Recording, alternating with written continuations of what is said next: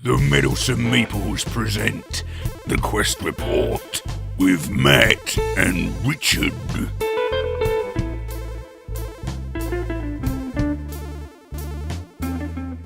Well, welcome to the Quest Report, and today we are talking about Multiuniversum, and that is again quite a small game. We were talking about Biblios a little bit earlier, and this one, I would say it's not quite as light as that. You need a little bit more table to play it, and it has a few more.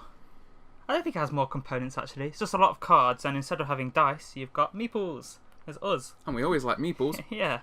So these meeples are your scientists, and you also have 5 cards which represent transformers, and these are these massive things with lightning coming out of them. I think the artwork on this is very great as well.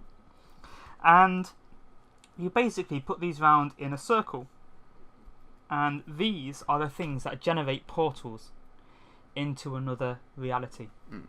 And the other cards that you have are basically other realities, and these are pretty weird.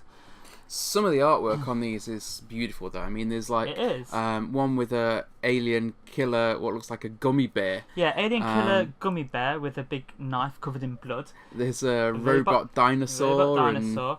There is a volcano with a face.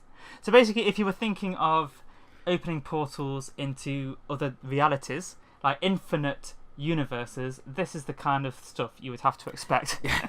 They basically started with the weird universes first, haven't All they? kinds of craziness are in there. But the artwork on these cards is amazing, because I mean, there's other cards that look fairly standard, like the action cards. Well, these are just symbols of stuff you can do, basically. Yeah. And the Transformer cards and the Lab cards, they're basically the same image on each one, except that the colour's different. So that corresponds to each meeple scientist. But this is a really interesting game. It's kind of reminded me of a Lovecraftian style game, in the sense that you're trying to close these portals. Not quite so Victorian as that. No, it's more futuristic. And of course your Transformers generate the areas that you're going to be moving around during the game. Well, yeah, the Transformers are places you can go, aren't they? You use action cards to do that. Yep. And then you use action cards to take an action once you're there. There are several actions. It's pretty weird. You have to have an action card where the symbol of what you want to do is on the right colour. Yeah. And that is the bit that's difficult to keep track of, I found. Because when you go to a place, the only possible actions that are there, apart from you can just discard a card and take a new card from the top of the action card stack, which counts as one of your actions. Everything else, you have to have the...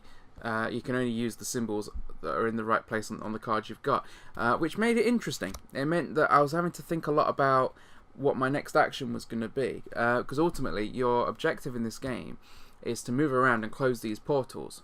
Now there's 20 portal cards in the game, and you assign 4 to each of the 5 Transformers. So basically each one keeps changing to different places, doesn't it? Yeah, because some of the actions that you can take will allow you to literally take a stack of the portal cards from one Transformer and move them over to another Transformer, so things can change a fair bit. But even like when you close one, like there's another one right underneath it, so it's like opens to a different place. I think that's pretty cool. You can also alter it's almost like you're reprogramming the portal machine, because you can reorder certain places, allow you to reorder this stack of them there, so that if you think, oh well, I really want to do that mission but it's further down, you can then bring that back to the top and close that portal. Yeah, it did feel like that to me as well. It felt like they were portals going to a different place, because these cards, you probably can't quite see them, but Matt will probably put a picture up, but they've got the border of them is kind of like hazy, isn't it? It is like you're viewing that through a portal. And you're trying to close these portals, and you score points for closing portals. Now each portal card will have a value in the top left hand corner that tells you how many points that portal's worth at the end of the game. But there are also sets, so you can get like an Omni set, which is where you make a set of 5 different portal symbols, which are in the bottom left hand corner. So they're different to the points, aren't they? Yeah, they're separate to the points, but they give you points at the end of the game, because if you've got 5 separate ones, then you get like it's called an Omni set, and you get 9 points for each of the sets that you can make with 5 different ones. But there's also a specialist set, which you can do for having you get points for having 2 or more portals with the same portal symbol at the bottom, and you get points for that as well. So there's different ways of getting bonuses at the end. You can also get points deducted at the end, because one of the things that you can do as an action, if you've got leftover tools, isn't it? Because you're dealt 3 action cards at the beginning of the game, and you will acquire more cards either through actions during your turn, or at the end of your turn. If you've got less than 3 action cards in hand, you draw back up to 3. One of the things you can do with these, as well as the action symbols, they have a tool symbol. Now, to close a portal down, you need to be at the right transformer, use the closing portal symbol, which is like a little shimmery wormhole, isn't it? On the action card. Thing we were calling it. We called it a swirly, yeah. And then you have to spend the tools that are under your lab card that correspond to the same symbols on that portal card. So for the gummy bear one, you'd need one of the nuclear symbol and one of the microscope. Yeah. So on the action cards, you'll have those symbols, but what you have to do is you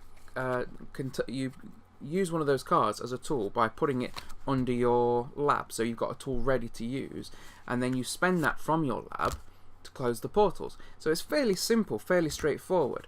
But sometimes it's a case of trying to find the right cards to do that. A, to move, B, to have the portal action it's card, a lot of work. and then the tools. So you're kind of having to think a lot about your upcoming round. You have to work hard for your Nobel Prize. Yeah, because the person that gets the most points at the end wins the game and gets a Nobel Prize. But one of the things you can do is take a recycling action, which is the recycling symbol on the action card. And with that, you are discarding a card as an action, but then you get to go through the discard pile and take any card you want. So you can look and think, right, well, I need this symbol or I need that symbol. Yeah, that was a useful one. That was a very useful action. I was having to do that a lot so that I could get what I need to then go and do what I want. So it's a short game, probably 30 minutes to 40 minutes with 3 players. How long I think did it's it take fair. us? It was About 35, 40. Yeah, it was 3-player, wasn't it? Yeah, it was 3-player, and I think that's probably a fairly decent time. I think once we know better what we're doing, we'll get it down to probably about 30 minutes. Players 1 to 5. Yeah, that's quite good. You can do it solo. You can do it solo. That's a very good element. We haven't tried it solo yet. But you could do that at any time. Yeah, I will be playing that solo because I quite enjoyed this game. And as I say, the scoring of it at the end is fairly simple. The mechanics of it are fairly simple. The only thing that was catching us out was some of the symbols. We were having to think, okay, what does this symbol on the transformer do? Because the transformers have their own abilities that you can use. Yeah. As well as the cards you've got in your hand. You can play an action card that allows you to use the transformer ability. And so that we were having to keep thinking, okay, what does this symbol mean? But by the end of the game, we knew what we were doing. So next time we play that, we'll be able to shave the time down. But I really enjoyed the game. And as I say, you got to think as well about what tools you've got, because you can't just get to the end of your turn and go, well, actually, I've got these cards. I'll just use this as a tool, and then just refill my hand, because if you end up with a load of tool cards that are going to cost you points at the end of the game. Yeah. So there is strategy in this. Yeah. And it's always nice to be able to move a meeple around the board. Yeah. I enjoyed this game. This is going in my travel bag when we go away next, as to play around the pub table again. Yeah, we do need those kind of games. So this is one that I would personally recommend. Richard, what are your final thoughts? I like the artwork a lot more than I like the actual game, but it is fun to do. I just think it might be a little bit overcomplicated, kind of, for what you're actually doing. But we'll have to see in subsequent games, kind of, if that does get a little bit easier. I think it's one of those ones that's very difficult to think ahead with.